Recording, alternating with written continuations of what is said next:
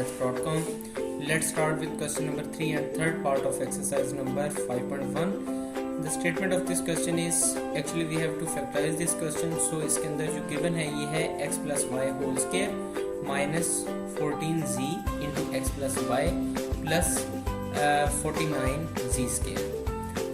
सो इसको भी हम इसी तरह से जैसे कि इस क्वेश्चन के फर्स्ट टू पार्ट्स को हमने कंप्लीटिंग स्केयर के थ्रू सॉल्व किया है, इसको भी हम स्केयर कंप्लीशन के थ्रू सॉल्व करते हैं। अब जैसा कि मैंने ये बताया था कि इसमें हम सबसे पहले तो ये देखेंगे कि इसके अंदर जो हमारा सेंट्रल एलिमेंट है, ये सेंट्रल एलिमेंट प्लस में है, ये माइनस में है। तो यहाँ पे ये सेंट्रल एलिमेंट है जी माइनस में। सो हम यहाँ पे फॉर्मूला यूज़ करेंगे a minus B whole square का। a minus B whole square का फॉर्मूला जो होता है ये होता है a square minus 2ab plus b square. अब a square minus 2ab plus b square का ये मतलब है कि ये है जी फर्स्ट का square minus 2 into first into second plus second का स्केयर। तो हम इसको ये सपोज कर लेते हैं, यानी ये x plus Y whole square को हम ये सपोज कर लेते हैं कि ये फर्स्ट है। इसके बाद ये 14z स्केयर को हम सपोज कर लेते हैं। 14z स्केयर को हम 7z होल स्केयर की फॉर्म में लिख लेते हैं और इसको हम सेकंड सपोज कर लेते हैं।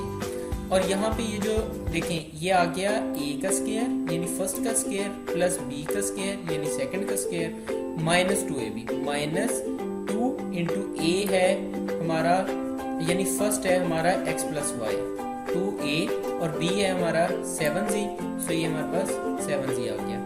तो इस तरह से ये देखें तो ये फॉर्मूला इसके अंदर जो हमने इनको पुट किया है और इसे एक कंप्लीट स्केयर की फॉर्म में लिखा है और यानी a minus B whole square के फॉर्मूला के अंदर इन तमाम एलिमेंट्स को एडजस्ट किया है। तो अब ये एज ए होल स्केयर हम इसे सिक्रीज करके लिख सकते हैं। यानी अगर हमारे पास a square minus 2ab plus b square हो तो उसको हम a minus B whole square की फॉर्म में लिख देते हैं। तो इसको भी हमने यहाँ पे इसी तरह किया कि ये देखें ये फर्स्ट का स्केयर प्लस सेकंड का स्केयर माइनस 2ab है, तो इसको हम सिक्रीज करके लिख सकते हैं a minus B whole square. तो a है यानी फर्स्ट है हमारे पास a है x प्लस वाई और b है हमारे पास 7z, तो ये आ जाएगा x plus Y minus 7z whole square.